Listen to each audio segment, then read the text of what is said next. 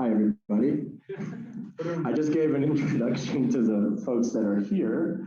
Welcome to everyone who's on Zoom. Sorry, I was muted. We're going to do a round of introductions here in the room, and then we'll get started. So I'm Pedro Marquez, Executive Director, Big Hole Watershed Community.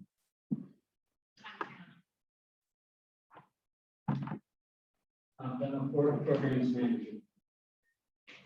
I'm Scott Reynolds, I'm from Watercraft. Matt Herbert, Montana BHWC.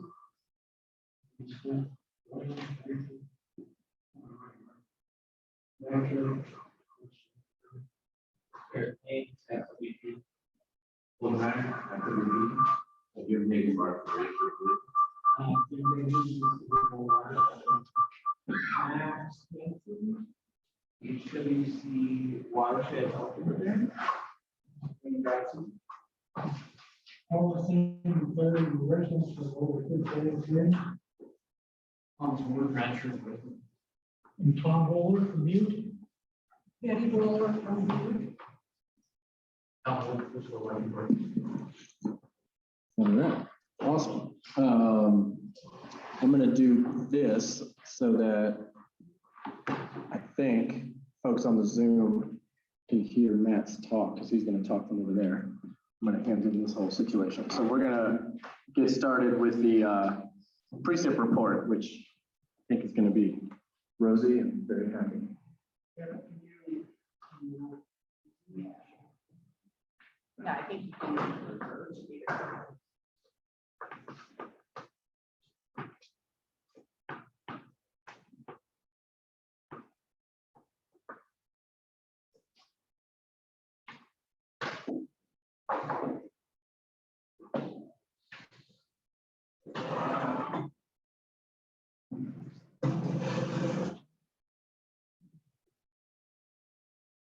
Hopefully everyone can see my screen.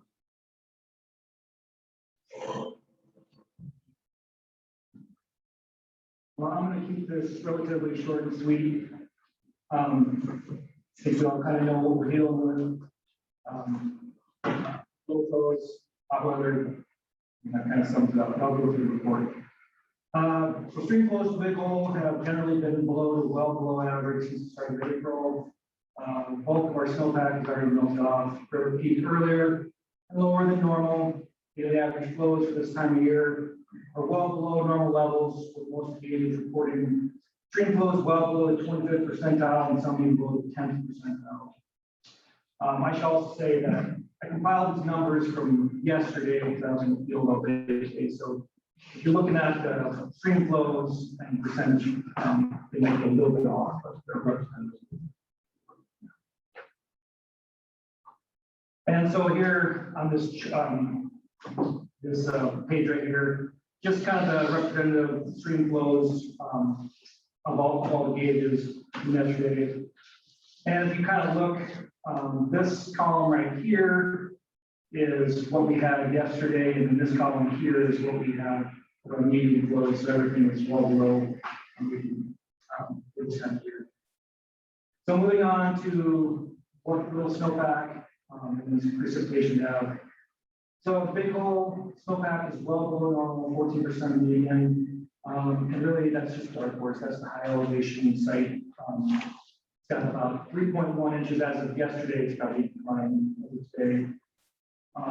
And just for reference, snow water equivalent of dark horse is about 16.9 inches at this time of year. So we are well below average for this time of year. So if you look at the kind of compare things, right now we're looking like at early 2000s for snowpack conditions. And just moving forward. So we've got all how we remember those years. Let's hope for some rain. So here's a chart that I showed most of you. This is the water flow to the Big Hole itself. And you can see we basically know that that brand is the 10% now. The very bottom is the very minimum that we have. We did receive a little bit of bump you know, from the May storm and a couple subsequent storms following that, but these hot, dry conditions came on, and June has been not only, and so we must out at a faster rate than we. You know, you said the red was the lowest, and the end one was that.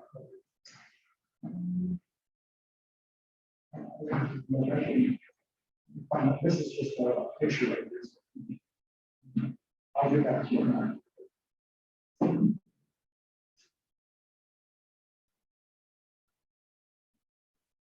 So precipitation here today in the big hole is also below average, 84%.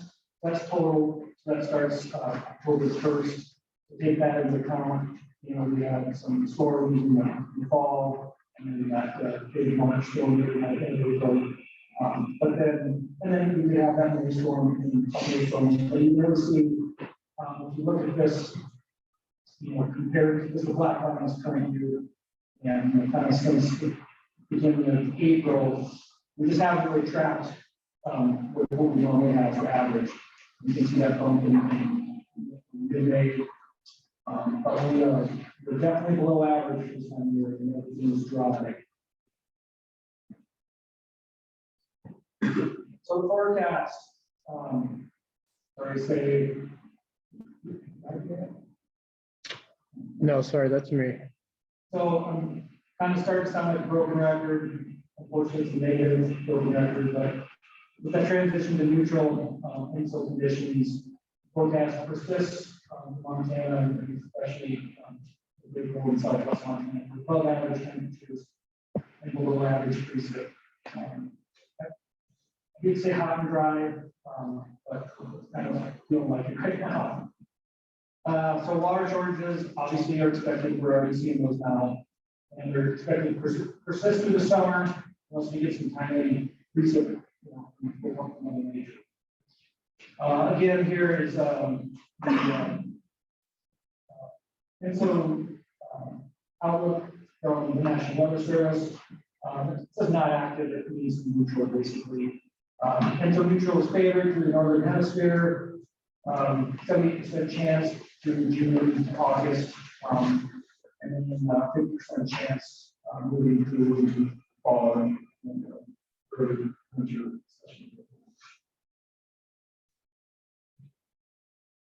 So the 3-month outlook, just like I said, the top chart, this is temperature. And you can see people even a little bit more bleak than the rest of Montana. That's southwestern corner with higher chances of hotter than warmer than normal temperatures. And then the bottom graph here is precip. Again, kind of follow that same trend with a little bit higher chances of below average precipitation. Not looking awesome, but again, I said this before, these neutral conditions, they have some variable weather patterns. So let's just be as optimistic as we can and look for some timely rains coming up. Any questions? I guess, you know, on the precip, same question, what for the water? Yeah.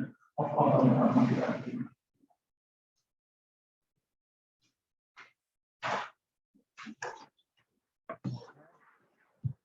Any questions? You don't blame me.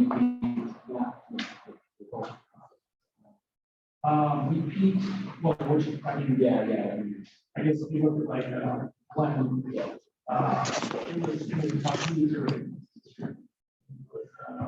It was pretty in May.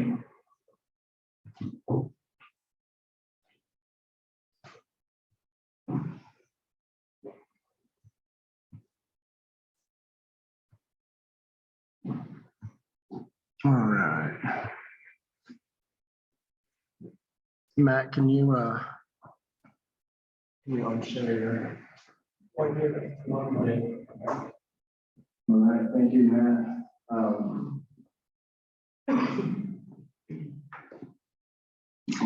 Unfortunately, maybe familiar territory for some of you. All right, I'll continue now with the director's report. Tell you what's been on my desk for the most part.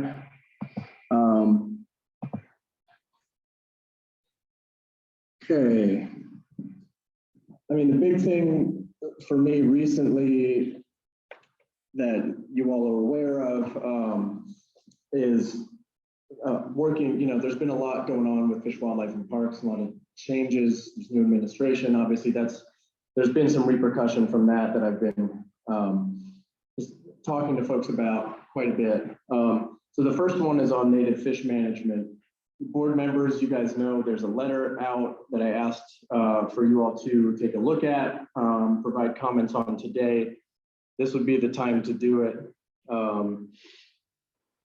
My hope is if we get consensus here in a quorum that we can sign off on that letter and send it in. Now I sent this off before Fish, Wildlife, and Parks opened up their public comment period, which I think was a wise thing for them to do. So they're now open to any individual public comment. My suggestion is still that the committee put their voice in as an organization for proactive measures to be taken for the brown trout. So that's something that's on the table. I just wanted to bring up some of the specifics. The comment period's open till July 11th. It's the URL is right there. We can send it out with the minutes. I went through it today, actually. They're basically asking for comment on three specific management actions, two of which we covered in our letter. And they're asking for comments on specific river systems, the Big Hole being one of them. So basically you scroll through the survey. Do you want to comment on the Big Hole? What do you think about these three management measures? And then move on. Do you want to comment about the Beaverheads? Do you want to comment on the Madison and Yellowstone and other places? So I encourage everybody. I think, one of the things I think would just be very important for the agency to hear is just kind of overwhelming interest in this issue across the board, whether it's for or against or anything like that. I think just for them to really see how important just native and fish management and how tied all of these things are to economies and local economies would just be important. So I encourage everybody to put in your own comment. Yeah, go ahead, Steve. You're talking about the brown trout. The actions for brown trout, like it, Food out. closure, July 1, yeah. July, every year. Yeah, those are the three recommendations that are on the table. It's those three. I think the one that we should take was. That's some misgivings about that. It's not every year is a dry, low flow year. And so you get a high water year with, good flows in July, still gonna have a rebound. And if you want to be able to reverse that, you have to ask them to reverse it in those years. Whereas our drought model, which is already been adopted, is that the policy requires them to was based on local. It's the reverse of what we do. Yeah, it is. And so specifically in our letter, we don't call for that. What Eileen Rice told me is that one thing that which was funny when I saw the survey, this didn't sound like what I had heard from her. What I heard from her is they were looking at once hoot owl is put on, leave it on until conditions show that, you can reasonably take it off and we'll be fine for the rest of the season. That's what I thought they were going to be proposing, which is not what is in that survey. Yeah, well, what you propose is take your highest water volume year on the record. If you may be carrying 2,000 CFS, you're still going to have a rebound. Right. So that's an important thing to consider. I'd have a hard time putting support for something like that in this particular committee letter. I think what it is it's the farmers using that. we've criticized them in the past because Yeah. they didn't get to make it to past the. Or these guidelines, problem solved. Yeah. Every year it's closed, and you have to do it first to get it open. And, so I think if we're gonna start answering the survey, I think we better be careful about what we're doing in that section of the survey. It's pretty easy to go, oh, we're in favor of it. We're not. But we're telling them to just implement one on July 1 every year, regardless of what. Yeah. Yeah. Anyone else on comment? I mean, that it does seem kind of like an easy management wise for them. It's, I think we should. yeah. Allowing them to just pick the easy way out. At least in the case here, I know what, but this is, the people who haven't seen this, this is Beaverhead, Big Hole, Ruby, Jefferson, Addison, Yellowstone, Stillwater, and Boulder River, all gonna get exactly the same support. That's what we're doing. Again, we're interested in big, we have a drought plan, many years ago, implemented a lot of food dollars be taken care of, and the department is embracing. Yeah. Yeah. One thing I did, and that's sort of my other point here, talking to them about drought management, is they seem to have heard from us and from others about putting on and taking off restrictions, and they've informed the commission. You know, half the commission is brand new. So the commission is well aware of how this works and that they're going to need to comment and be present to put regulations on the river. Eileen sounded she sounded optimistic that they've kind of got their ducks in a row, because I know in the past, you know, Travis goes on vacation or someone at FWP goes on vacation, or they got to work on a weekend when you got to put on a restriction, and all of a sudden, and people, they notice, and restrictions don't go on in a timely manner, and we hear about it. You know, you guys know, it's been part of the conversation here for a while. I did get some encouraging comments from her that they're on top of that, and they're ready, like a week before triggers are getting close, they'll alert the commission, and so they sound like they're ready to put on restrictions in a timely manner. But again, this decision making also, based on the survey, they won't, comments at close July 11th, they would present the findings to the commission meeting in August. So there wouldn't be any decision made on this stuff until August, regardless, based on the public comment that's open now on Ground Chat. Would this drought plan override our drought plan? Yeah, this would be a, yeah. All of those are, and they're proposing an outright fishing provision. Can you say that again, Steve? So this would be how a food all would happen river wide. We have it sectioned out. Keep in mind, we have different critters. Because I read those proposed regulations yesterday. Doesn't matter. Calendar strikes July 1st. It's food everywhere. River wide, high flow, low flow, terrible conditions in Wisdom, okay conditions in North, doesn't matter. Jackson, the three closes, so Jefferson's included in that. You know, that, it doesn't seem that. So the hard drought plan's got the section, okay. And especially on the upper river, to do with the Great Lake, which seems to be managed pretty good. It likes to take the control or the management out of the guys on the ground. Well, in answer to your correct, the other thing to think about is, I look today, we're striking 70 degrees of freedom today, close to like 56. We're probably going to be in a situation where we should be at root out before July 1st. What happens there if they change this policy? The root out only triggers on July 1st. And that's another twist that we need to think about when it comes to this regulation. Like root out is one, complete riverwide closure of fish in October 1st. And the third one was catch and release of non-trial. Well, no, it's catch and release for browns And then closure, it was spawning area closures. No, it's river, it's complete closure. I understand that what I saw yesterday, Let me, yeah, complete closure. Well, All of it. no, I guess we all know the ground trout is tough.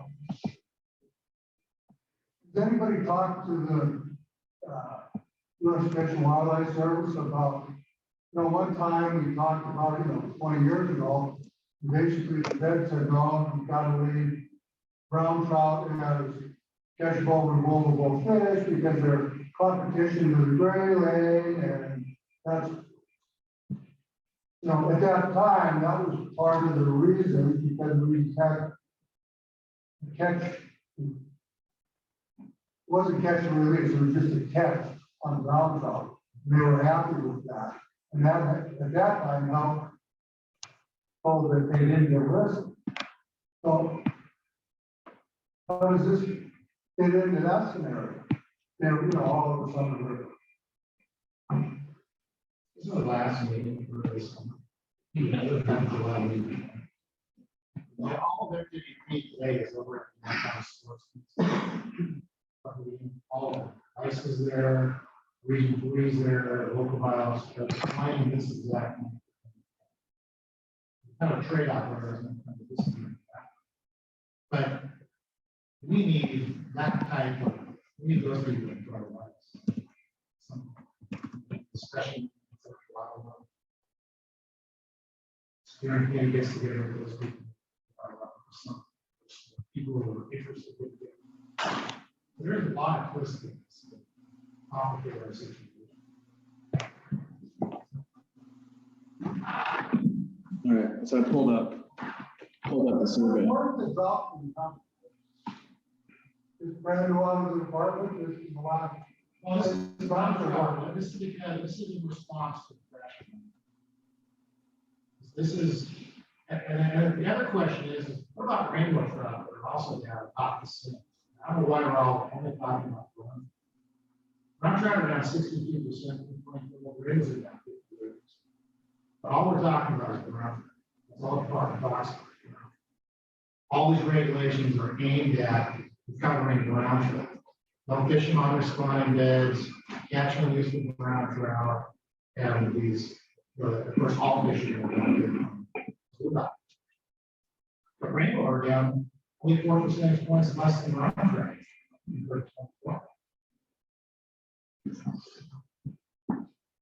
And there's no indication that the rainbows are filling, or any other fish is filling the void left by declining browns either.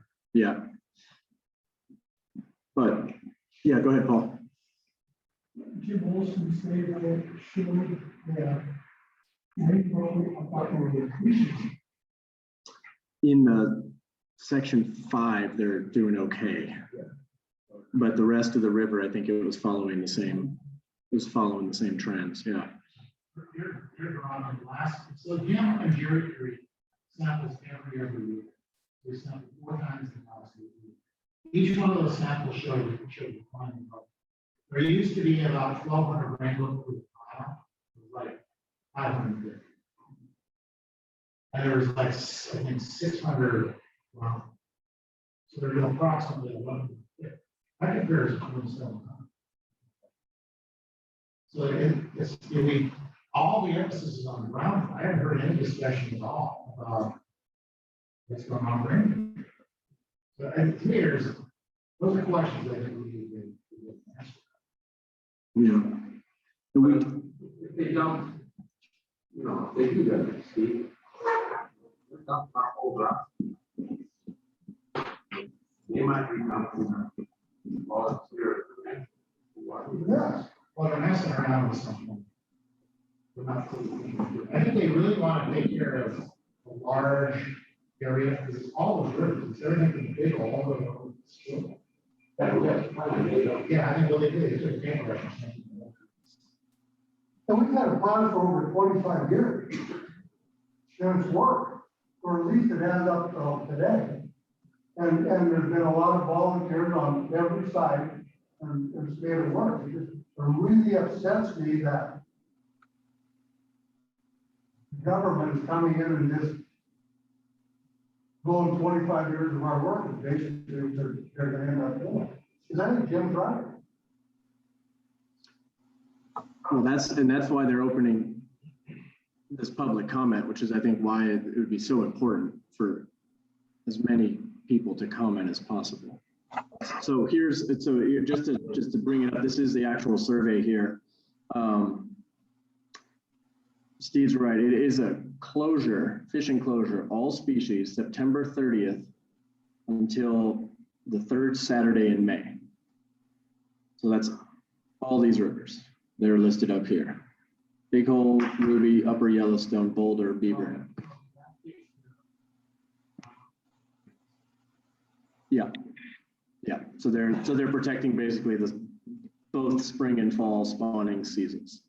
Then the next proposed action, catch and release fishing only for brown trout. And that's across even more rivers.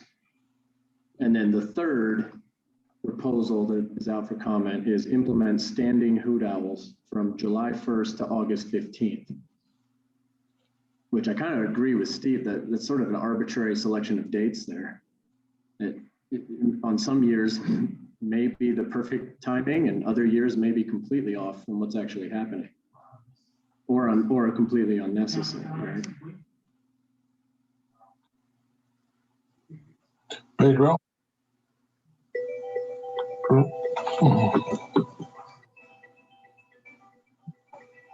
Yeah, I've got a comment coming in here from Paul. Paul, go ahead. Hi, everybody. A couple of comments. Survey monkeys, I've never seen one that seemed to really make a lot of sense. I just don't think it's ever been a very good tool. That being said, the big picture is we need to have a wild fishery management program, and things need to occur when data shows us that changes are occurring in the population.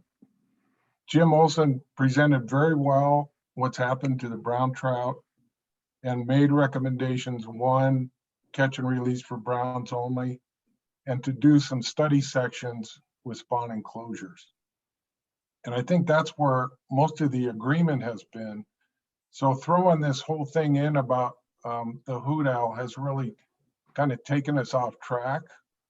And I think that it's important for us to stay focused on the big hole and say, yes, we agree with catch and release fishing for brown trout. And we believe there should be some spawning closures on selected sections of the river.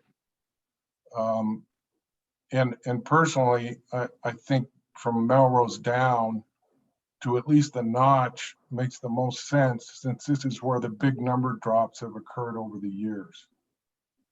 That being said, if they're asking too much, the entire river closure, yeah, I completely understand that, but just realistically in this day and age, with the industry that relies on the river, outfitting, et cetera, it's unlikely that that's gonna pass. There would be a lot of pressure. So I think it's important for us to stay focused, catch and release for browns only. Let's do spawning closure study sections on the lower river and see where it takes us.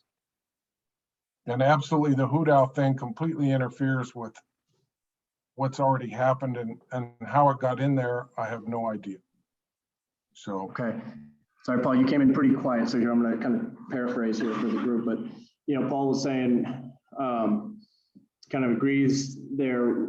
He said that Jim Olson, at his last meeting made some pretty concrete recommendations. That's kind of where our letter was drafted from, which was catch and release, some restrictions in spawning areas. Paul was mentioning kind of from Melrose down, maybe to the Notch, sound like a reasonable thing. And he was mentioning that also that this sort of blanket hoot owl across the river really undermines a lot of effort that's been going on with this group and others. So I guess that begs a question with the letter that we currently have as stated. do we need to add more to it based on this, this particular public comment, or should we kind of leave it as is and then leave it to individuals to make their comments specifically? How are we on that? Because My question, in our drought time, we have food room. When they reach a certain temperature, yeah, we got we go to triggers. food room, and when we do that, the fishing is restricted, and the irrigators are out to try to, they got any extra water and all, to kind of put it back in the, pull it down. My question is, if SWP does this, are they gonna ask every, what, July 1st? All the ranchers voluntarily put water back in the river? Whether we have reached the levels that we figured out to work over 25 years? That's what this comment or question should be. Yeah. It seems like it would be a double, it could be two systems going on, and I don't know what happens with the drought plan. Pedro, did you? It's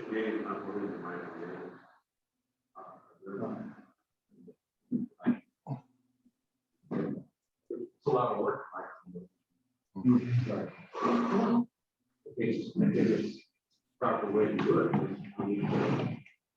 Yeah, and so for folks on Zoom, you know, more concerns here from about what happens to our drought plan if they just do these blanket regulations, and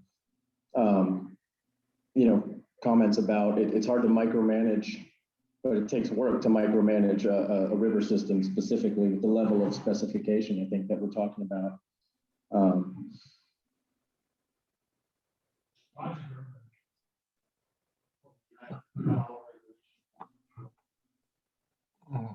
Yep. Pedro?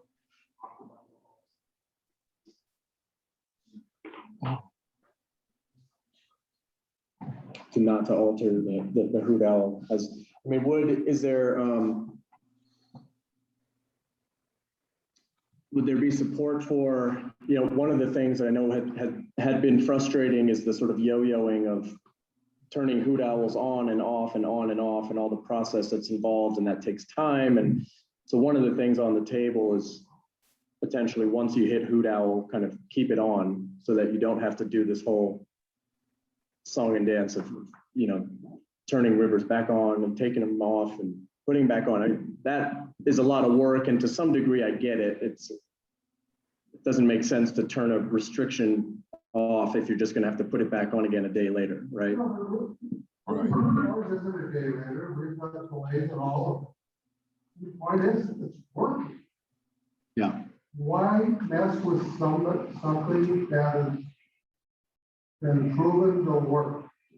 Now, I guess I'm a little upset of the administration in there. I thought a little bit less government control, and this looks like they're trying to lay the hammer down on everything. Yeah, but when you get around the island up there, watching, this was an acre out there catching police up there, camping.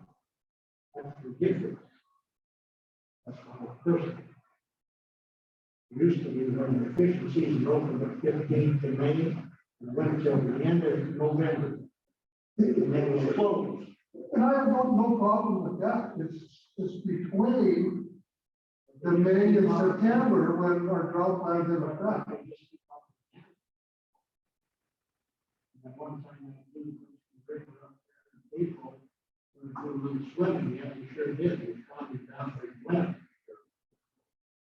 Better than that. All the time. Too much.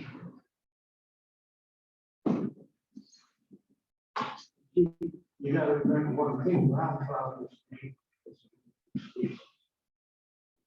You know, and I don't have any problem with that. Food all inspection, part of my. But I have a problem with. Maybe do the chat them up. Or no, not it. It's good work. Pedro? Yeah, Paul. So, Can you speak up? Is there a way to speak up a little bit? You're a little soft here. I'm trying to get you mic'd out. Is that better? A little bit, but Okay, I don't know what to do to make it better. Just, I think your comment about being specific in the letter is really important. And this whole thing with the hoot owl is kind of distracted from the importance of trying to protect the brown trout. So I think it's a good idea to go with what had originally been talked about with the catch and release and then the seasonal closures. And the Big Hole Watershed Committee, assuming everybody agreed, would be behind seasonal closures on sections of the river and would recommend this particular section. I think we got to stay focused on that. Otherwise, we're going to lose sight of what this is all about and how it started. did you guys catch that? Were you able to hear it? Paul re-emphasizing the importance of staying focused on on the specifics and managing specifically across the river, and not lose focus on that. Because this there's the other option here is status quo, which is maintaining current regulations. That's the other option that they're going to be considering. Yeah, that's unacceptable at this point. Was that Paul? That's totally unacceptable status quo at this point. Yeah, the status quo being totally unacceptable as far as just keep things going the way they are. I know with some of the shifts that are happening in the agency, the message I've gotten is that, the folks that used to sort of make the management recommendations that's not happening anymore. It doesn't seem like, I don't know how exactly internally this is shaking out, but it doesn't seem like, Jim is providing data and information, and it sounds like the commission is going to be making decisions. So these commission meetings now seem like they're carrying a whole lot more, there's a lot more weight to everything that's discussed and talked about and the information that they're reviewing, and how it's presented to them. So just to emphasize the importance of this survey and what comes out of this,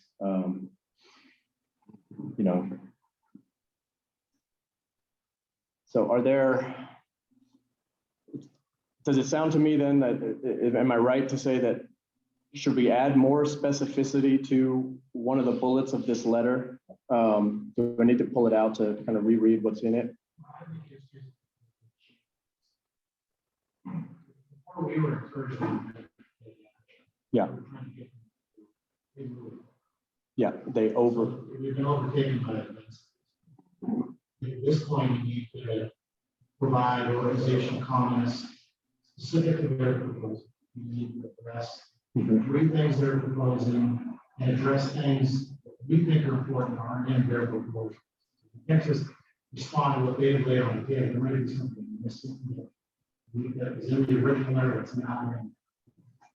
But if we've been overtaken by events, I think we do need to address these three points. Yeah. Correct. Okay. So for those of you online, if you didn't hear it, Steve is saying now that the letter that was proposed now needs to be adjusted to reflect the specific proposals that are on the table and provide sort of big hole specific examples and rationale for, why, for example, a standing hoot owl would not work, and point to the drought plan as kind of, sounds to me like the drought plan is still sort of managing document for the watershed, and we want to keep it that way, and then adding additional restrictions and regulations like the catch and release and the spawning closures. That sounds great. That makes perfect sense. Which, I mean, my knowledge is curious.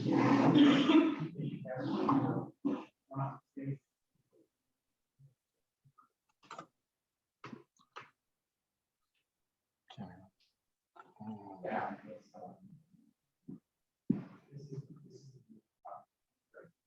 Okay, so theoretically, yeah.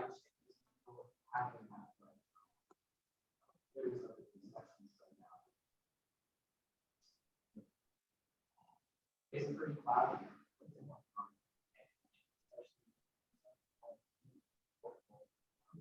Personally, I agree. And I'll say that out front. Local management does.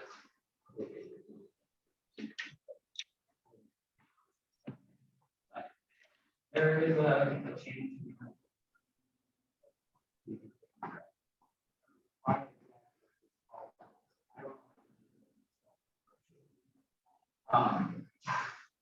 Yeah, there are a lot of cases where state that if these experiments and frustrating.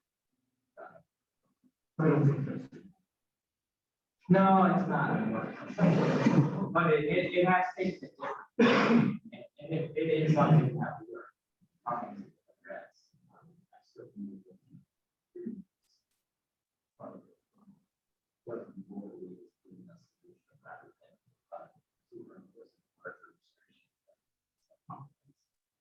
that's possible. And it'll show up. And that's my big point. I think everyone's doing comments. That's probably the most important. Yeah. Right now. Yeah. Feedback. It's not. It's, some of our comments.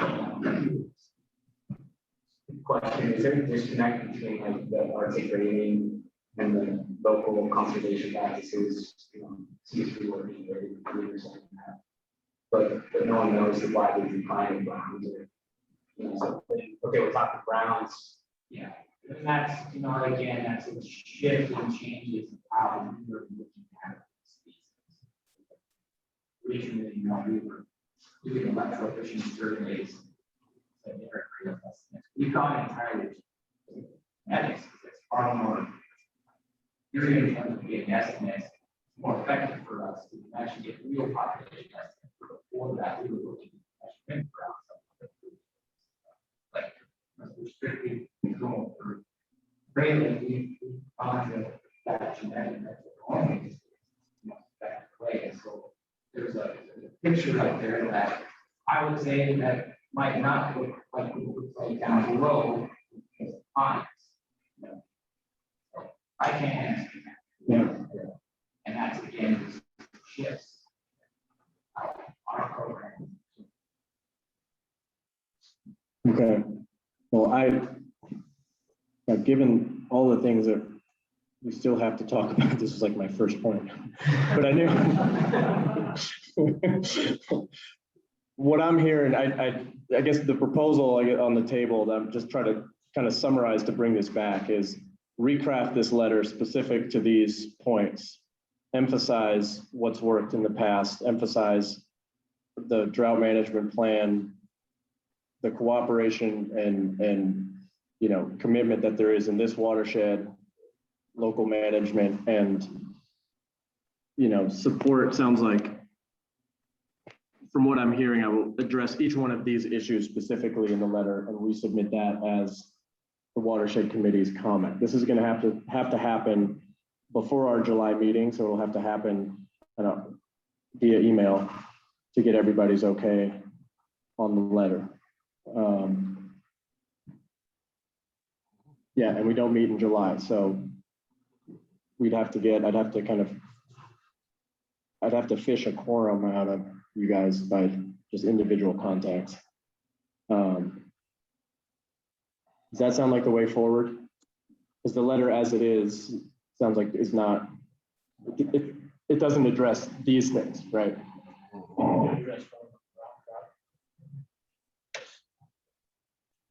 That sounds great, Pedro.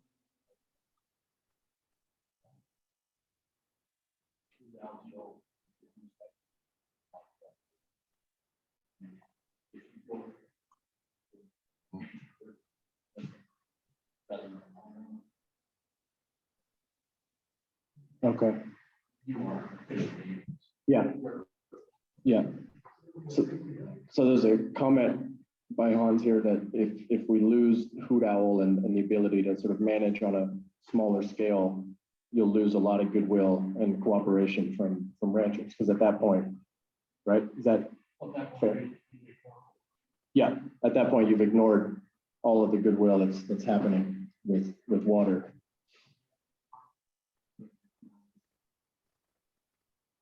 Yeah.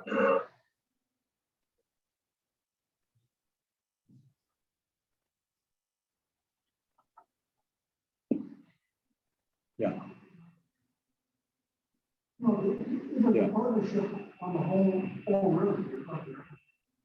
Everybody up and down the river made the river look what we have. Yeah, that's what makes this place really different. That's why it's working. So emphasis again from folks talking about the partnerships here. And we should, yes, we should know more about what's causing the problem. We're talking about little things. We don't want that fish. What is going on? I mean, we may be making it worse if we jump before we get that much information. Jerry says it might be just for now. Jumping out of the van into the fire line. Yeah. Yeah. You won't have time to find that out before you go way too low. Right. Yeah, no, but yeah, the ground has shifted under our feet, so we need to respond to these specific things. And here I was thinking we were ahead of the game. Okay. Anything else? I think I've got this kind of registered here to present back to everybody, sort of a revised letter. Okay. Great. Sounds great, Pedro. Yeah.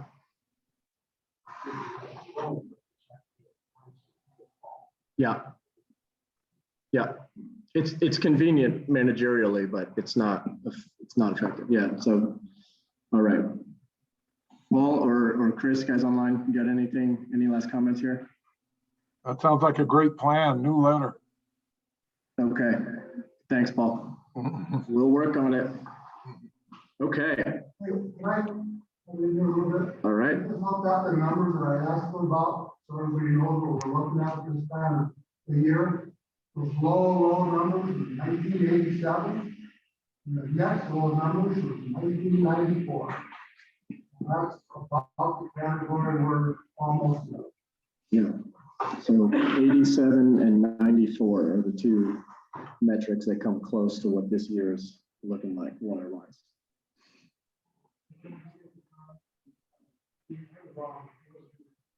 36 when it was 3,400. And if you compare that to the median GMP, that would peak at 4740. Okay.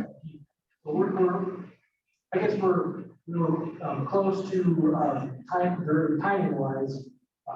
Obviously, volume wise, we're significantly lower. And you look at the hydrographs, it's the rate of decline that really concerning is that we peak and obviously come down, but we maintain flows at a gradual decline, but we keep the elevated flows longer. This year, we're declining at a much faster rate. That's just due to lack of. Yeah. So Matt was commenting about And 96 degrees. peak was June 3rd this year, and it was about 1,000 CFS less than median. Okay. There are 3 important public meetings related to this issue coming right up that you guys should be aware of. They're in that box right there. Dillon, June 22nd at the DNRC, Butte, June 23rd, and that is at the FWP offices. Bozeman, June 24th at Region 3 headquarters, all at 6:30 p.m. So that, I think probably what's going on at Sportsman's is probably a warm up for these 3 public meetings. Right. A lot going on. I was in the way of the screen here. You guys on Zoom got it though. Okay. Yeah, Paul.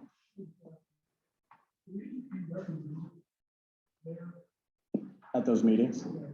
Yeah. Yeah, encourage, I mean, among the staff, we'll get there. As the watershed committee, we'll be there. I think I'd encourage anyone, and everyone to show up for that one. It should be pretty informative. All right, let's keep this train rolling, talk about other things that are maybe easier and more fun. We are I'm gonna hit this really fast. We're still planning, doing watershed, sub-watershed wide planning. The little map on the bottom there. We are currently, with Max's help, we're starting to assess French Creek, the whole basin. We're working with DEQ. They're lining us out on where to go, what measurements to take over this summer, probably next summer. And they're interested in going down the road of potential delisting of that basin. They haven't done it before on a basin this size. We're going to be the first. That's really exciting. And Max is our trailblazer figuring this all out. Yeah, I know. I'm just trying to pump you up. It's going to be a long summer. It's going to get hot out there. Partnership agreements. We have a signed one with the U.S. Forest Service for Elkhorn. The BLM, we made some smart moves. Oh, sorry, guys. We made some smart moves to kick that to next year, but there's interest in the BLM getting us on board to do some riparian work in the Eastern Pioneers. And FWP with the uplands, they have a memorandum with the Natural Resource Damage Program for a 7-year deal to continue our work up there. They're in the process of figuring out contracting and getting us on board to continue what we've been doing up there. Bureau of Mines, they're very interested. I've been going back and forth with Jeanette Abdo to look at a surface and groundwater study in the Melrose Basin, just to look at return flows, kind of a water budget, good old fashioned water budget to figure out where can we make improvements to cold water inputs into the river. And the NRCS is getting hit up by irrigators in that area. There are potential changes in irrigation that are going to happen, and we just want to do it with the most information possible, right? If we change from this to this, if we line this ditch, or et cetera, is that going to have a beneficial impact on the overall river, right? So that's the purpose of that study. I've gotten letters of support directly from Tom Watson from NRCS and from the DNRC. I've asked Jim Olson also to comment. It's looking like a decent proposal, and it'll probably be in the running. We'll know later this summer on that one. This would be a three-year study. It would involve some groundwater wells going in, and then we'd be seeking kind of folks in the area to participate in that. Our conservation fund, still slowly kind of rolling it out, but we'll be starting fairly soon. Hopefully, folks going to the river to enjoy the day will find an easy way to give back to it. I'll just keep it at that for now. And let's roll into steering committee. Anything to report? Or any questions for me first? I talked a ton, so hopefully not. Okay, no questions. Steering committee, anything to report?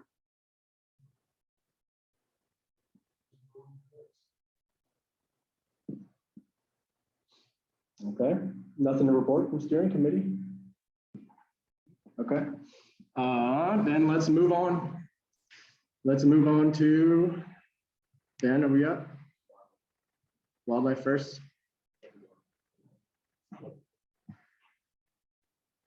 Let's do restoration real quick.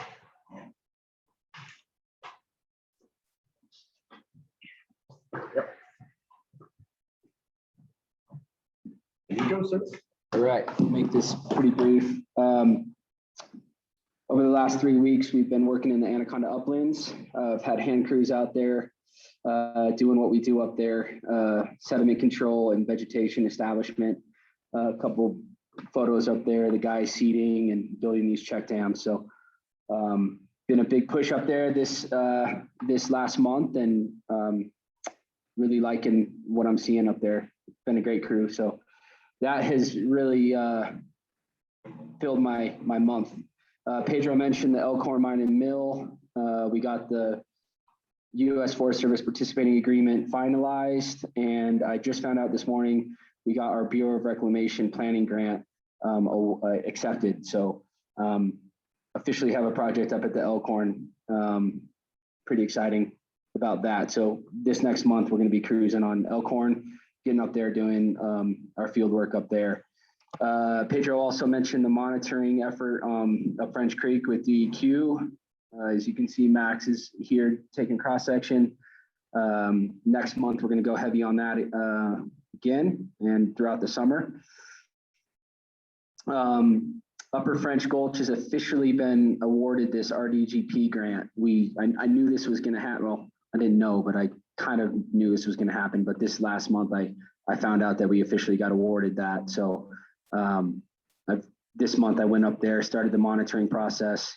That monitoring process will help finalize or inform final design. So we're going to continue work up there, and yeah, really gear up for next season, which is when that project's going to happen in 2022. This month, this is Monday, I participated in a low-tech process-based restoration tour. This is with the guy who literally wrote the book on doing this low-tech process-based restoration. So thought it was a good opportunity to go out. We went out to Sage Creek outside of Dillon, had a great tour, had a great day, learned a lot, very valuable. And then lastly, found out we got our lower Big Hole River stream bank stabilization project funded too. So a lot of grants came in this month. So that's exciting. That's good news, right? So that project will start on the permitting process and getting that one going. Knock on wood, we can get that one done in the fall. Fast and furious. Thanks, sir. All right. And any questions for Ben while I'm transitioning? Yeah. What then? You got a picture of Russ. Okay, yeah, that's in a dry upland gully. So that's not like that's basically a beaver dam analog on steroids, but in the upland gully. So we tie it into the hillside, basically notch it into the hillside and major slashes in their rock. We haven't seen any issue with that. Basically, it catches the sediment, and therefore it has nothing to hit. Yeah, it just doesn't. The volume of what's coming in and the fact that there's 6 or 7 structures uphill of that one, they fill up before they blow out. Holy sediment, yeah. Sediment more than anything, but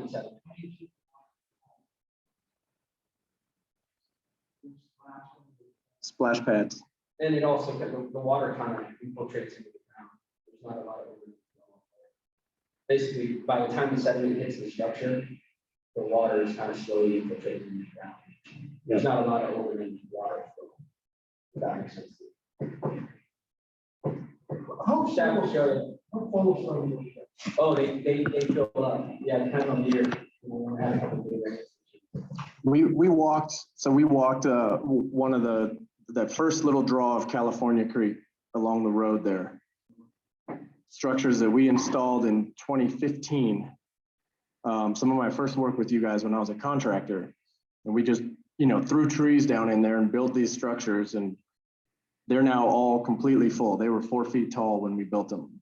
They're now all completely full with sediment, and it's not a regular flow of water that would slowly undermine something like that. So they just don't blow out in these really dry systems.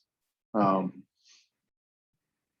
I guess my question is when they fill up the sediment, what do you do? Add the log on? Yeah. Keep going. Yeah, that's been, you know,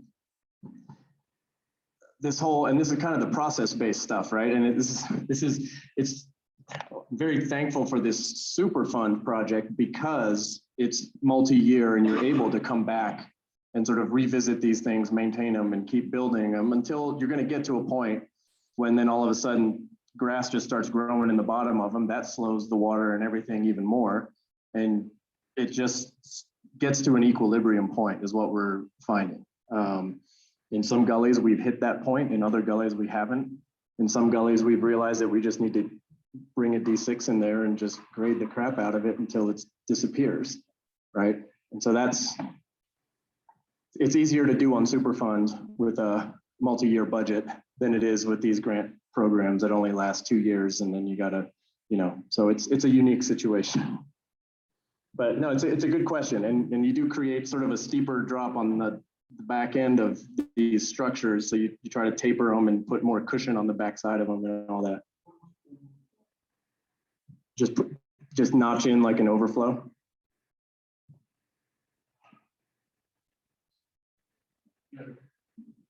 If you reduce the velocity of water coming down there, there's not enough rock behind it now to keep it flowing.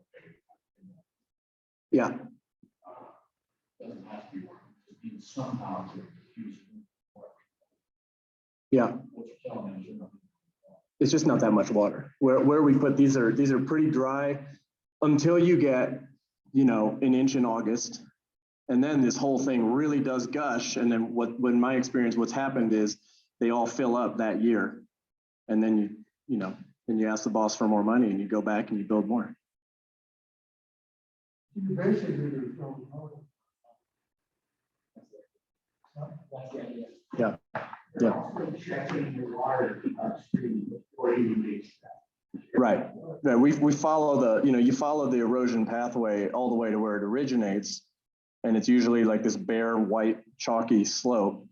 And once we get the grass and the vegetation established up in there, which we've been able to do to some degree of success, that slows everything down as well. So sort of got to kind of check that water all the way down. The engineered solution that we're responding to was at the base of all these things, just dig out the beaver ponds, put in a detention basin, and then maintain it every year forever. That's what we're responding to. Because that was unacceptable to FWP when we started, and to most people, I would think. Okay. And you know, if anybody, I've always put this on the table. Let's go on a tour. Let me show you this stuff. I'd love to just walk you up there, get your take on these things. You know, in all your spare time.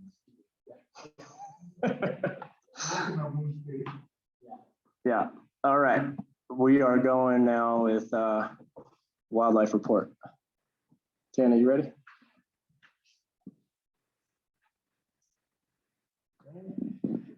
All right, so, okay. So we just wrapped up our carcass removal season. We provide carcass removal March through May to Big Hole Valley ranchers. Oh yeah, because I'm on the right side. Okay, that's better.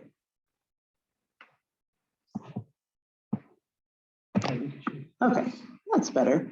Okay, so like I said, we provide this service March through May each year. It is provided free, but we are accepting donations. You can text carcass to 26989 either for more information on the program or to support it with a donation. And this year it is funded through some grant funding from Vital Ground Foundation and the NRCS. And this year we picked up 47 carcasses, all of them cattle. And we are done now and return the truck to Red Rocks. So we'll be providing the service again next year. And I'm also working on putting together this cool magnet just to raise awareness and get the phone number and contact information out to people. So our Range Rider program is gearing up. We run this program every year from July 1st through September 30th. This is Chet's, I think like 11th or 12th year doing this. And he is very excited to get out in the forest again. This is kind of his favorite part of the year. And he monitors 6 U.S. Forest Service grazing allotments for 7 livestock producers looking for predator activity, dead or injured livestock to help ranchers get reimbursed for their losses and just to kind of see what's going on out there. So this year, we're really pushing Chet past his comfort zone a little bit. He just did an interview with the Conservation Innovation Grant Research Group, and then he's also going to be interviewed for a film series later this year. So it will be excited to see. We are excited to see that film series once it comes out. If you haven't heard about it, it's a 4-part series, and one of them is going to be focused completely on the big hole. So we'll see some familiar faces getting interviewed to that. And this program is funded through the Livestock Loss Board, and this year the NRCS SIG grant will also fund part of it. We have some, actually I brought these with me tonight. I forgot to get them out, but I've got bear safety supplies and books on bear safety. If anybody would like to borrow them, read them, test them, look at them, anything you want to do, reach out to us. We also have some livestock loss supplies, including temporary electric fencing, scare devices, and that type of stuff. If anybody wants to borrow it or test it, just get a hold of me. Or even if you want to use it for the season, I mean, that would be better than sitting in my garage. So. And finally, we have this year, the Wildlife Speaker Series is being done virtually. It takes quite a bit of planning, and some of these events can get really large, so we weren't quite ready to do it in person, but the plan is to do them in person in 2022. So the pollinator event happened at the end of May. The trumpeter swan event is coming up here on the 24th, and then the grayling event will be on July 22nd, and we're kind of hosting that through Zoom, and we'll be hearing from Jarrett and also Ryan Kreiner and Jim McGee. So that should be a good event. And the pollinator event, or all of these events, the recording is available after the fact. So if you missed the event, but you still want to see it, you can check out the recording. And all of that information is on our website and also on the Ruby Valley Habitat or Ruby Habitat Foundation website. And I guess that's all I have today. Jim, did you have anything to add as far as wildlife? Oh, no, other than in Idaho, because of the dry spring, we're seeing most every fish. Take care.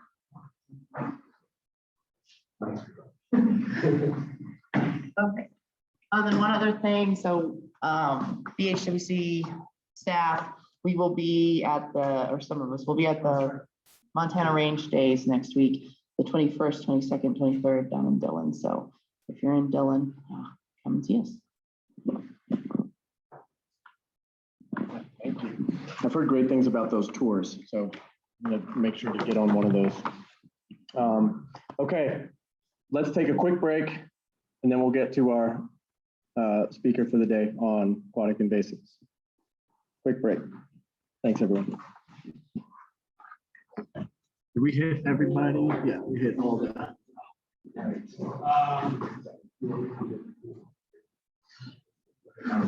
Oh, yeah.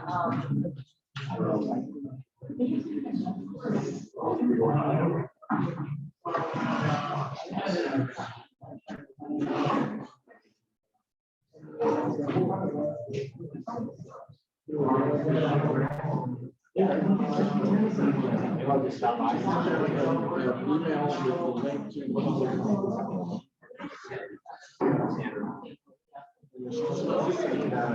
yesterday, because I was out on the lake and I couldn't find everybody's email address, so I asked for but yeah, no, this one I'll make sure revising the letter to them, make sure everybody is on board. I even sent paper copies of the letter to the 5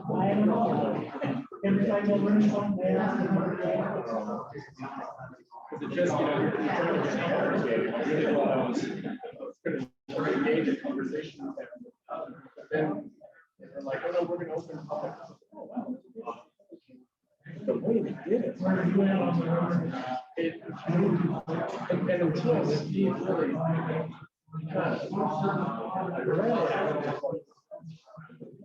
I think I just didn't really let it sit. And the way Steve kind of laid it out. That was really important.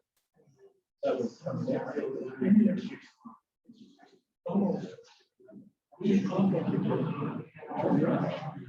Oh, yeah. Yeah. Yeah, well, it has to be the right. It has to be the right, it has to be the right management actions for the problem. And it should be tailored.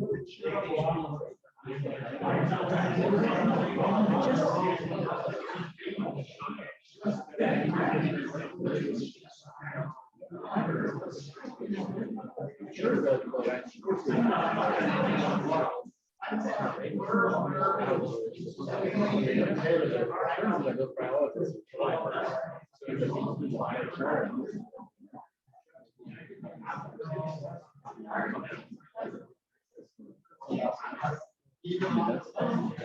everybody that we've ever interacted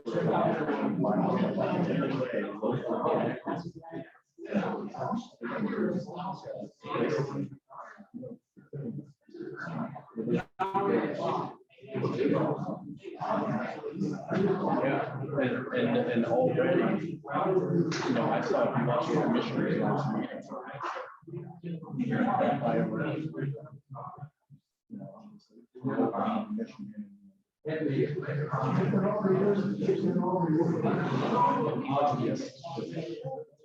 Right.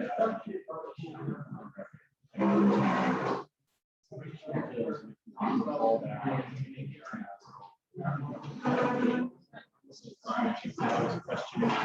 Whether somebody's making here, so there's a clean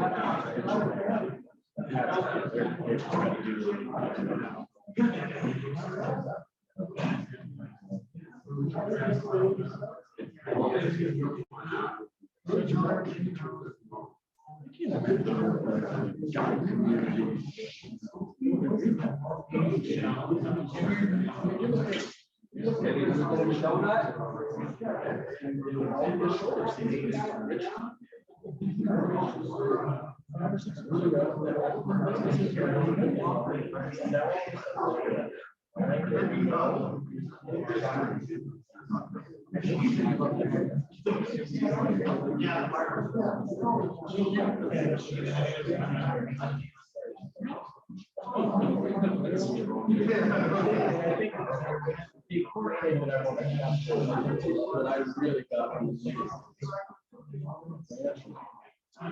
isn't just this is economics, it's small towns,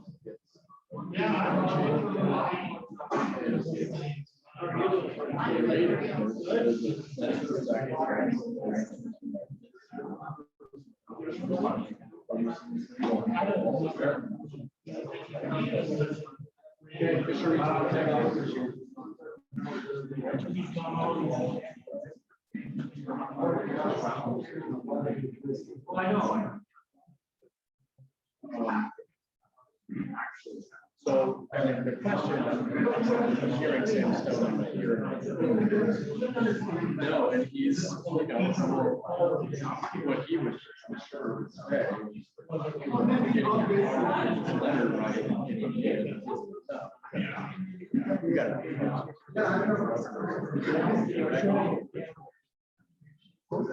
I mean, these public meetings, this is, yeah, these are important.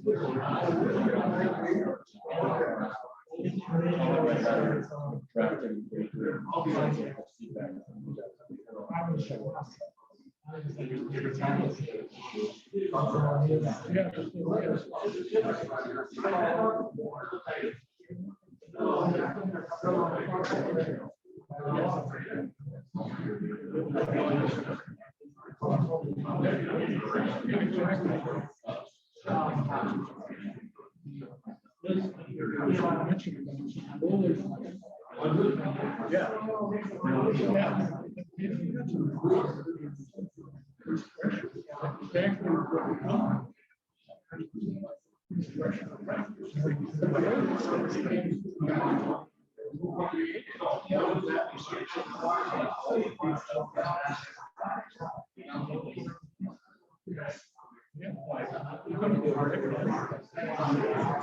And where are they gonna, they're gonna try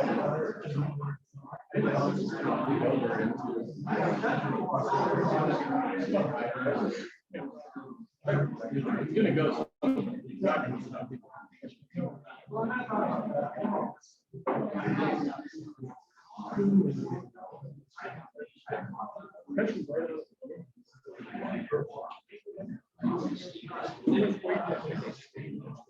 And I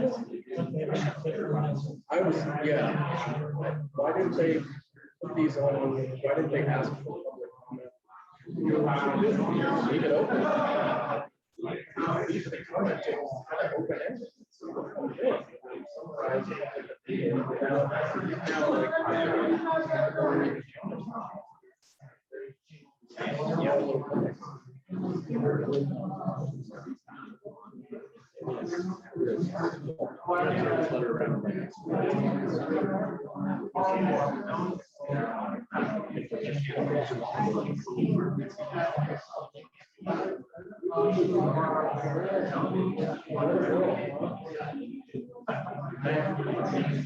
It's surprising that stereotypes that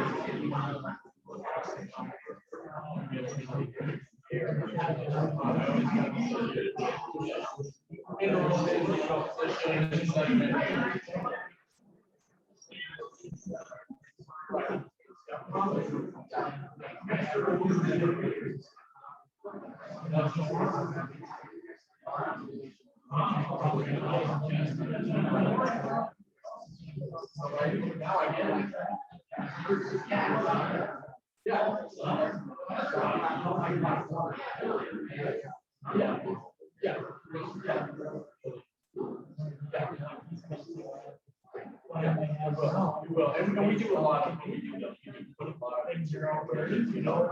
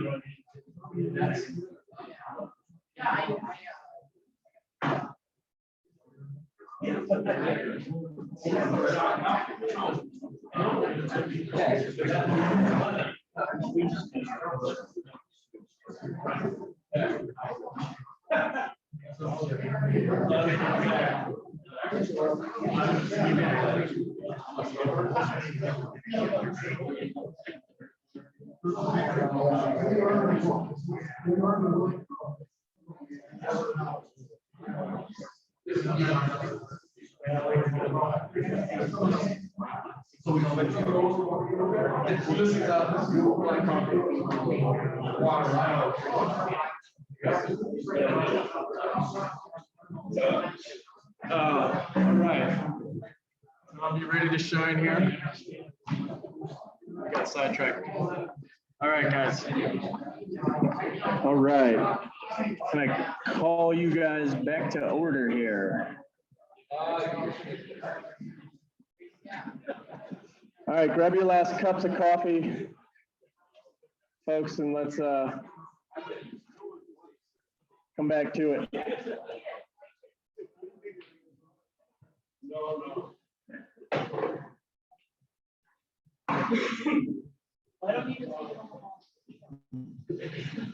So guys, we have the pleasure today. Thank you. I know that there's a lot to talk about. I always wish these meetings were more just like a 45 minutes of in between just chit chatting because a lot gets done. Anyway, we have the pleasure of having Thomas Wolf here. He's the Bureau Chief for Aquatic Invasive Species Program by FWP. They were gracious enough to offer to come and talk to us about their program, and there's a lot that's been going on that front. So without further ado, Tom, it's all yours. Thank you again for coming.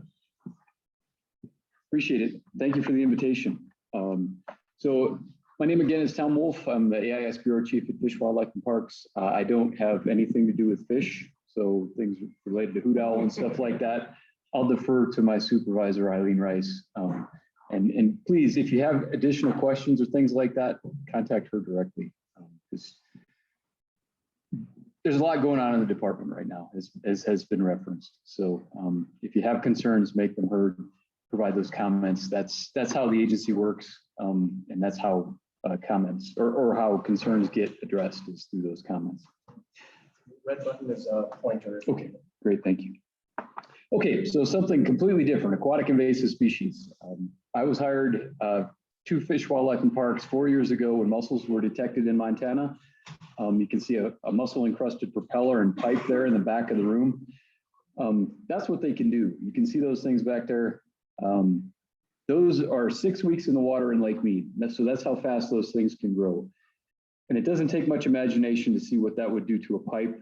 When we talk about irrigated agriculture, those things are a significant threat to doing business out there. So we don't have them. We don't have established populations in Montana.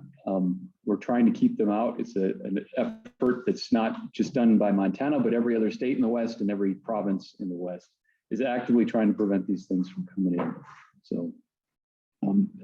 So what I'll be going over today is just an overview of what we're doing in the state. And there's a lot going on right in this area related to aquatic invasive species that you should be aware of.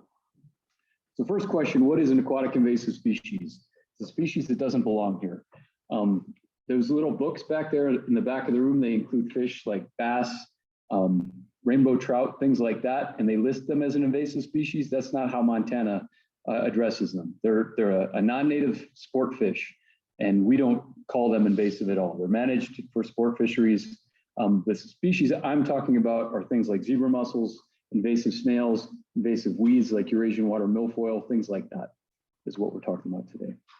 Also can be crayfish, clams, and they have significant impacts to the ecology, the aquatic ecosystems in the state, and also economic impacts if these things show up.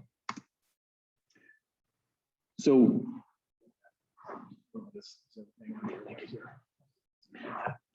when we talk about economic impacts of these things, hydropower generation is directly influenced or impacted by these things like zebra mussels. They stick to the insides of the cooling pipes and turbines.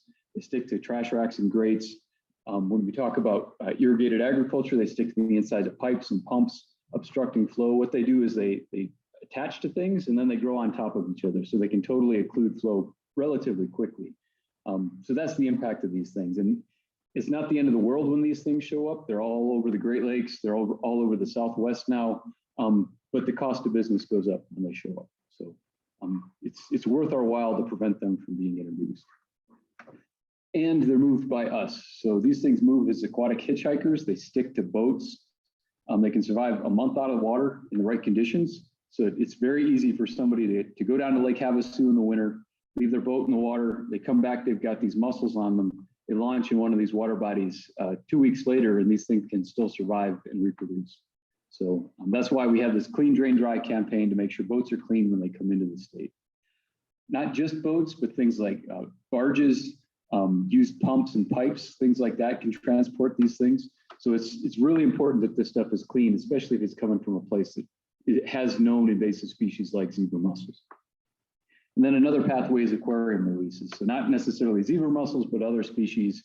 You dump an aquarium, a snail or a clam.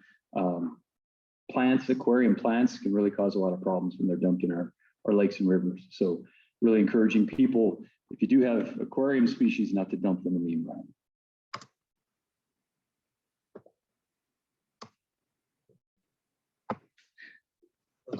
Oh, here we go. This is what they do in the Great Lakes, zebra and quagga mussels. So nice sandy beaches, Lake Michigan, Lake Erie, can become like this with the invasion of mussels. Again, not the end of the world, but your expectations for those water bodies change when these things show up. And this type of impact isn't everywhere. These things also kill themselves periodically. They get in such high densities, there's a drop in oxygen, the water quality gets really bad, and they kill each other and wash up on shore like this. So these mortality events really create a stinking mess up. What happened or how mussels came into the States, they were introduced to the Great Lakes in 1988. and very quickly spread from 88 to 98. They spread throughout the East Coast. Internal to water bodies, so these guys also have a microscopic life stage. When they spawn, they're free floating and they move down river with the current. So when we talk about river systems like the Ohio or the Mississippi, once they're in the upper headwaters, they move all the way down. And then when they get introduced to new basins, though, that's where these boats are coming in. Boats moving them from one place to another. And then they made the jump to the west in 2007 in the lower Colorado River system. Lake Mead, they were introduced. They went down through the lower Colorado into the aqueduct system into Southern California. And then all these other little dots are in other independent introductions that have occurred with these mussels. Montana had its first detection of mussels in 2017 in Tiber Reservoir. What we saw is that microscopic life stage, and that created a really active program in the state of Montana. My position was created to prevent these things from moving out of places like Tiber and also prevent them from coming into the state for new introductions. For Tiber, we haven't seen them again. We saw them 2 different times, those microscopic mussels, then we haven't seen them again. And you see that same scenario has occurred in a lot of different locations in the West, in Colorado and Utah in particular. It seems like in Western states where we have drawdown every year for flood control or irrigation, that kills a good portion of the population. And that's what we think is going on, where we have these detections and then we don't see them again. The stage change is really hard on them because you take out a good portion of the population. Yes, sir.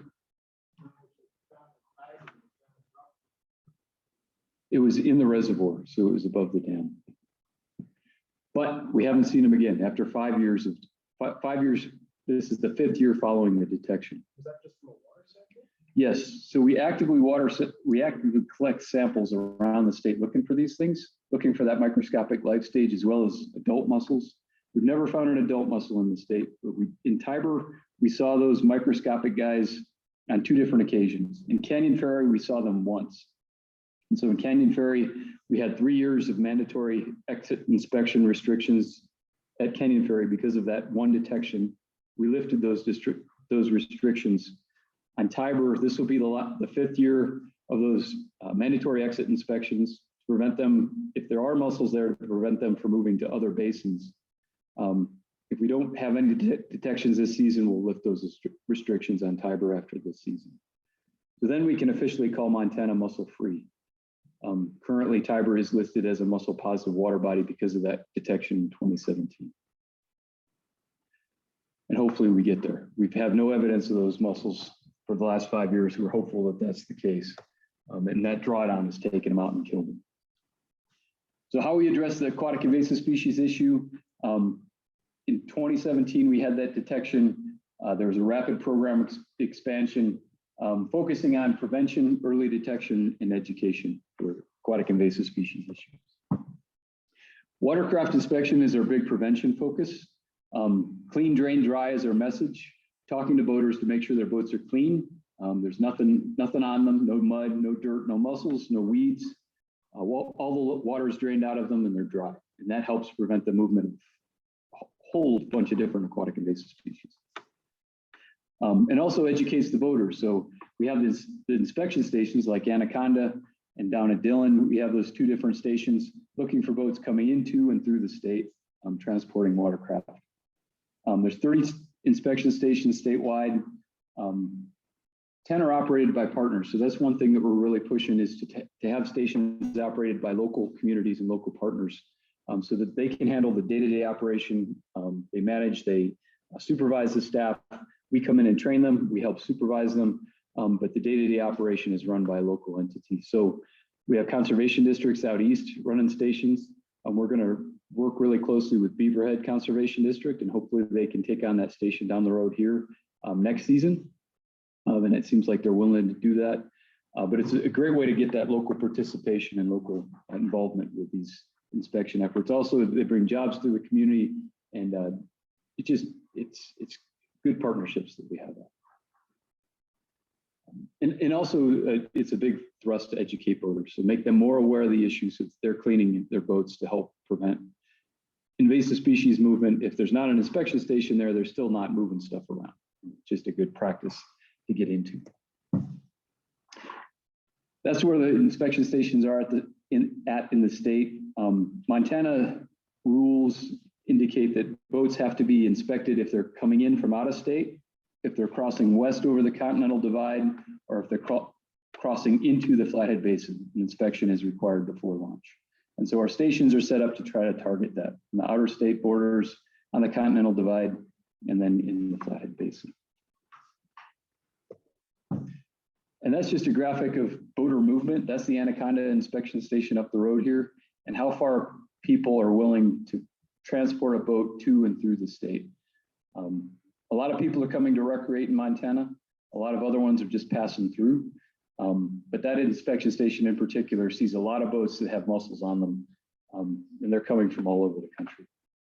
And coming from a lot of areas that have a lot of aquatic invasive species that we don't yet have. And boats are the main vector or pathway that they're moved. That was all of last year right there, 11,500. Yes, yes. And last season, we had 130,000 inspections. So a lot, yeah, statewide. So a lot of boats coming through the state that we're looking at.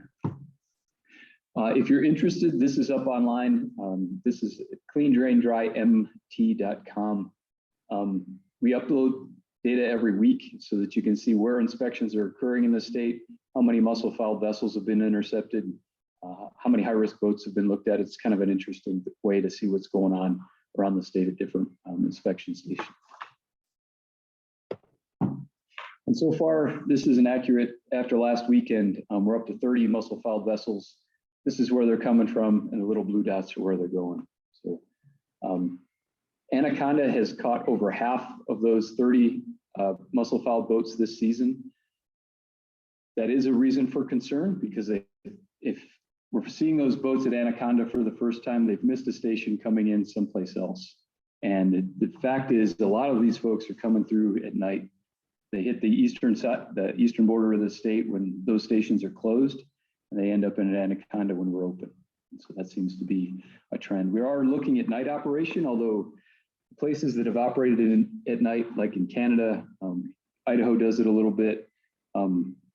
It's a really dangerous place on the side of the road in the middle of the night, and it's also very slow.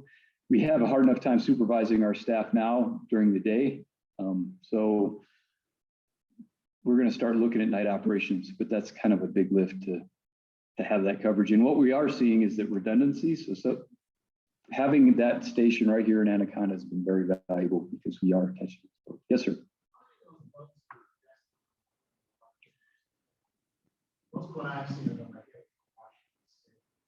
About half of them are coming here, and it's changed over the years. What we're seeing now more than we have before are people buying boats in the Midwest and transporting them here. They're finding them online and then bringing them here or to the West Coast.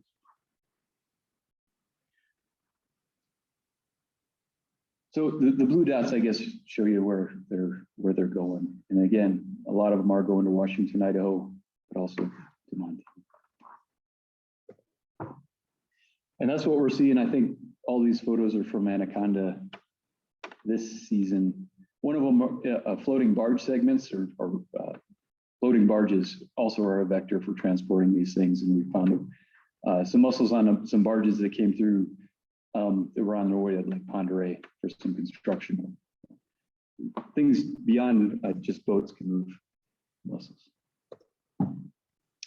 Another part of the program is that early detection portion. The idea of trying to find these things early, if we missed them and they're introduced somewhere, finding things early increases our opportunity to eradicate them possibly, or at least contain their spread. So early detection is a big part of what we do. We have crews, 6 staff, 3 crews of 2 that work the state, collecting samples for zebra and quagga mussels, but also looking for invasive plants and that type of thing. And that's something that we're trying to get more people out there looking for invasive species. Research nationally has shown that half the invasive species that are detected, new populations that are detected, come from the public.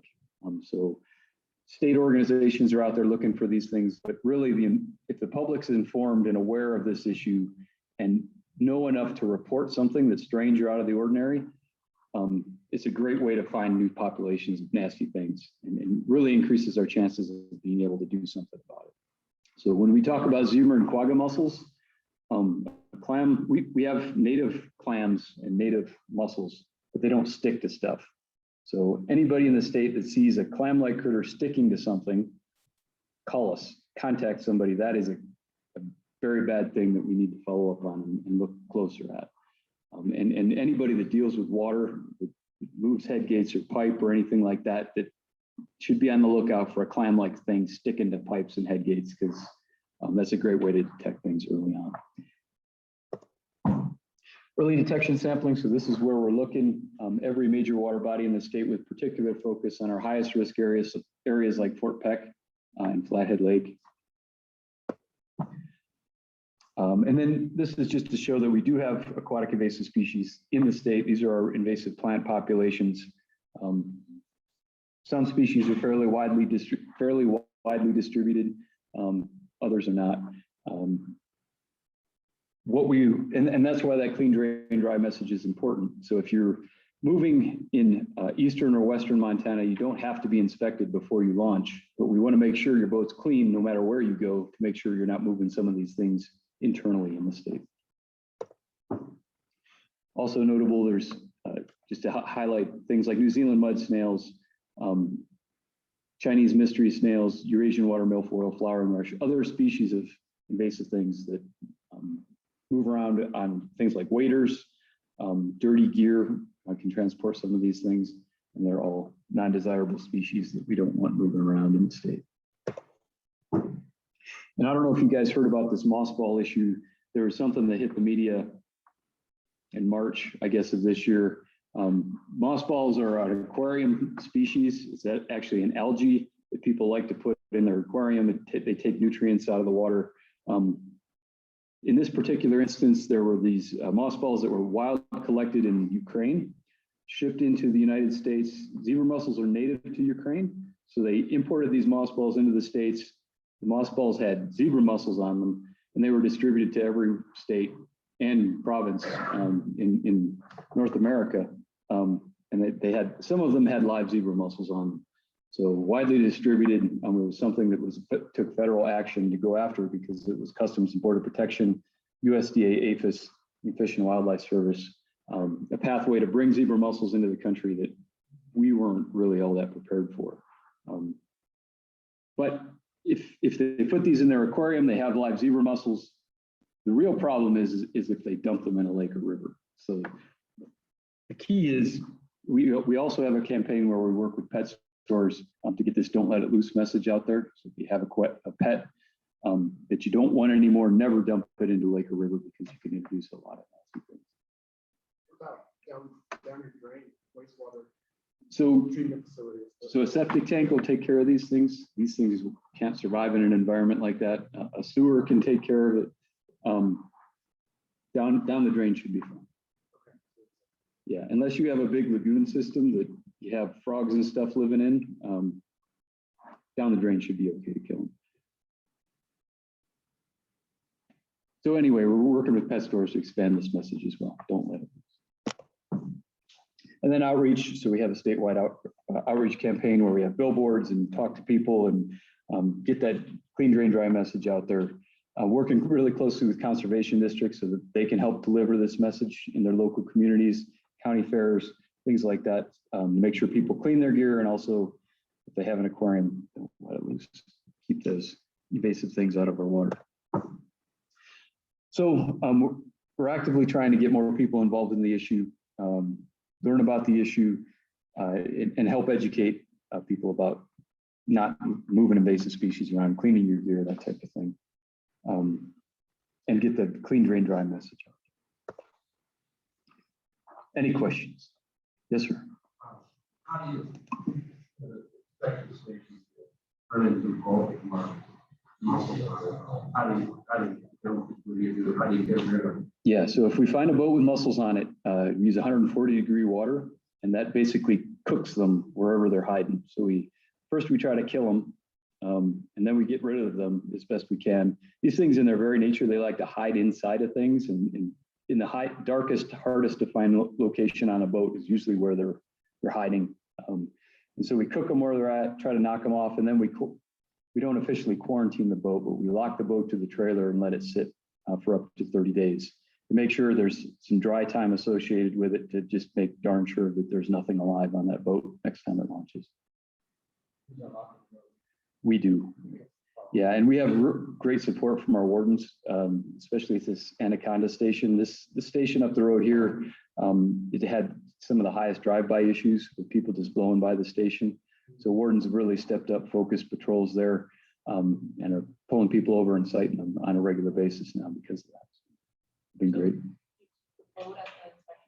No, what we do is we have a cable lock, and we actually lock the boat to the trailer and let them take it home. And then they can contact us. We can follow up and take the lock off when their dry time is up.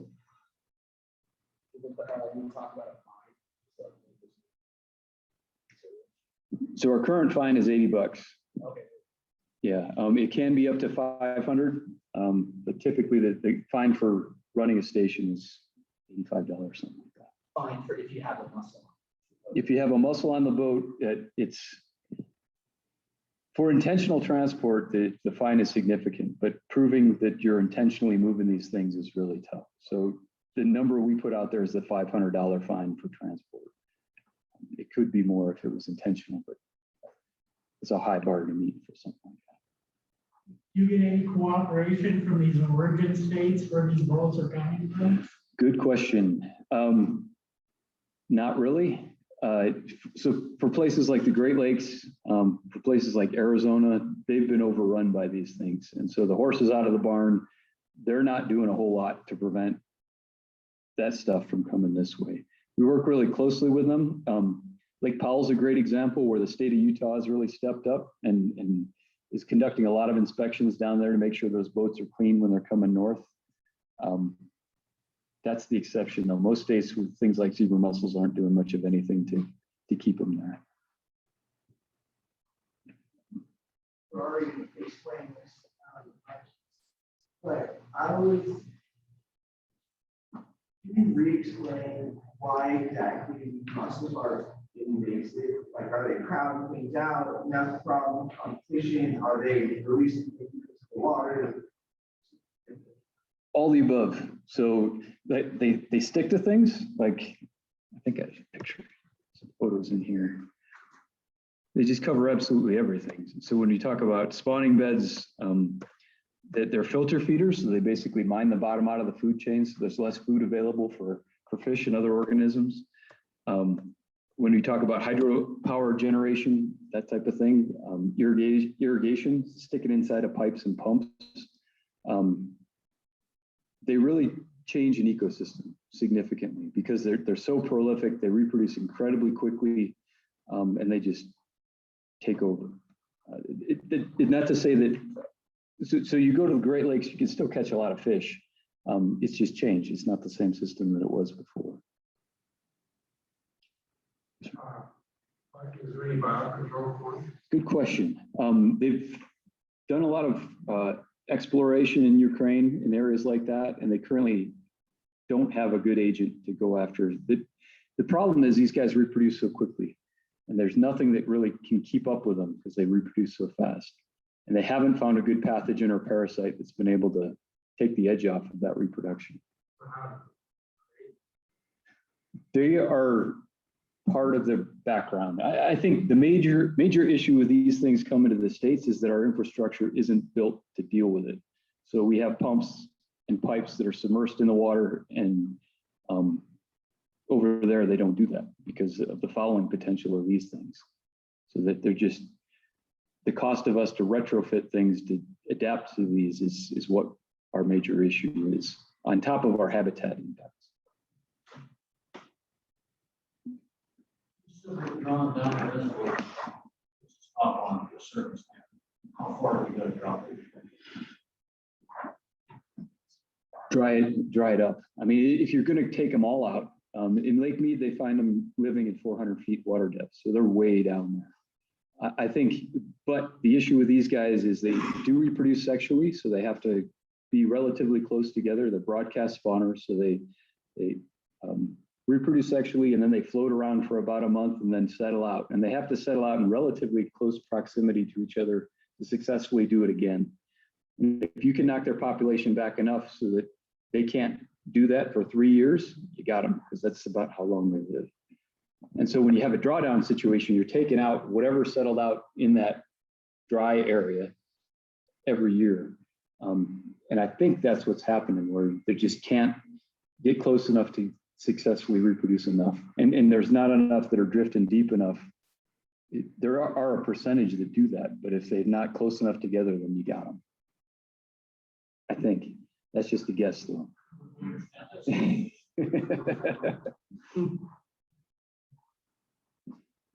And lots of things count as watercraft too, right? Because I'm seeing that a paddleboard is a watercraft. Yes, paddle boards are considered watercraft. We have found mussels on things like kayaks.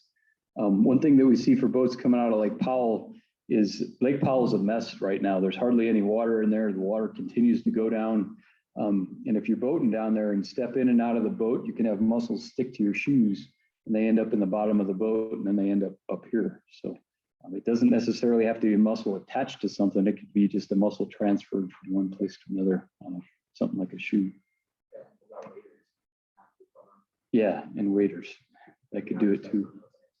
No, we don't have a formal inspection program. That kind of falls under the clean your stuff message, but we don't formally inspect them. Is there any concern about bird dogs? I'll often pull through with my dog trailer, and I've got my canoe, and they inspect my canoe, and I'm thinking, you know, my dogs are just, especially with plants, you know. Yeah. Any education programs there? No. Clean your dog as well as your gear, you know. A dog could certainly move things like weed seeds and things like New Zealand mud snails that could easily move in the hair of a dog. And so just mud, grime, anything like that, brush them out and clean them up. But a clean your dog campaign is a harder thing to do. Your dog will be considered some of your gear as well. Thank you. Sorry, this may be kind of a silly one, but does any boat passing an inspection station need to pull over, or only if you're coming in or out of Montana? Good point. So if you encounter an inspection station, it is required by law for you to stop. Even if you've been inspected before, even if you're local, if you encounter a station and it's open, you are required to stop. And you will be cited if you blow by. These wardens have been pretty good at doing that lately. Yes, sir. Montana, that boat is testing for Idaho. I'm guessing we do a lot of communication on the Idaho fishing game, for instance. On that boat, Absolutely. Yeah, there's a lot of communication going on between states because we're all out there doing the same thing. When a boat is seen with mussels that's not destined to Montana, we contact their destination and usually everybody along the way so that they're aware they're coming.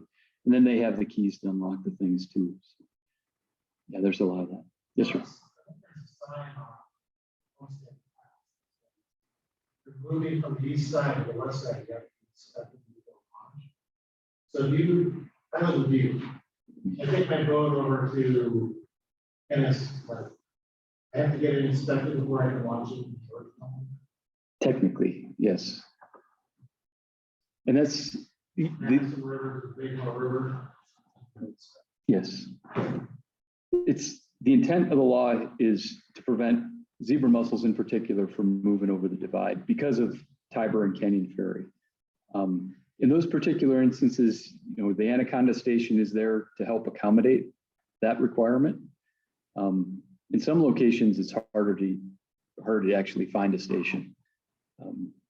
But yes, to the letter of the law, it is required.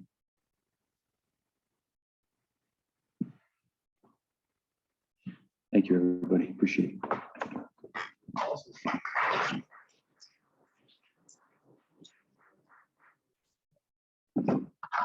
All right, everybody. Thanks again for coming today. We do not meet in July. We'll be reconvening in August. The subject will be conifer encroachment. I will be getting together with the board. You guys will hear from me. I'll have a new letter drafted up. Please go to that public comment website, send your comments into FWP. If you want more information to get there, contact us at the committee. And I think that'll do it for tonight. Thanks, everybody. See you in August.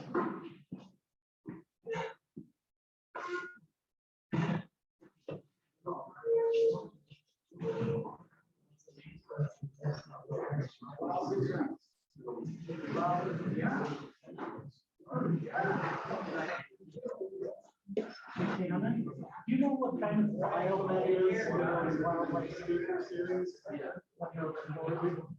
This is the web file. You know, I don't know, we report our.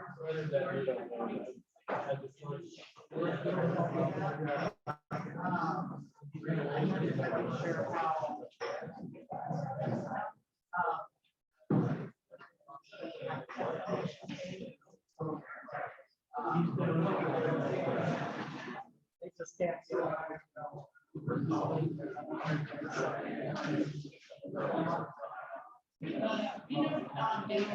Yeah, oh, yeah.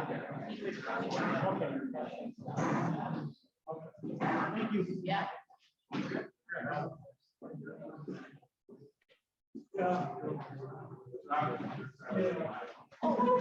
Yes, I just wanted to express.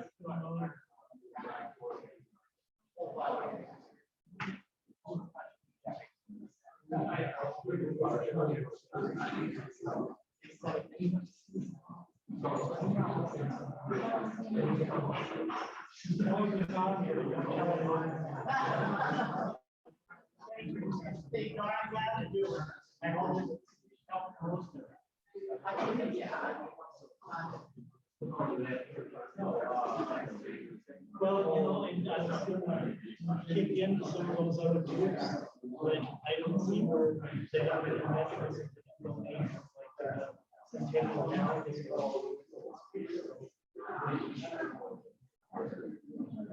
So I've done Jane presented.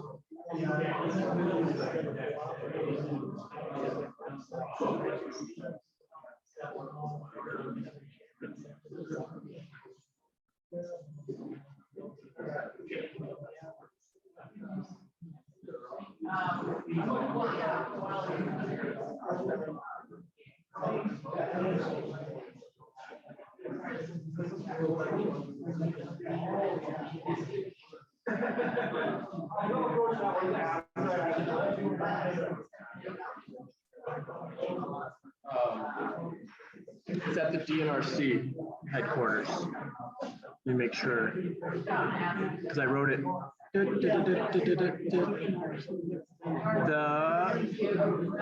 So the DNRC has a office building. Is it the same?